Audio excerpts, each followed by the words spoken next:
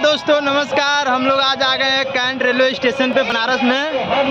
हम और मंगल है और प्रकाश ही जा रहा है आगे आगे, और यहाँ पे कुछ प्रोग्राम हो रहा है।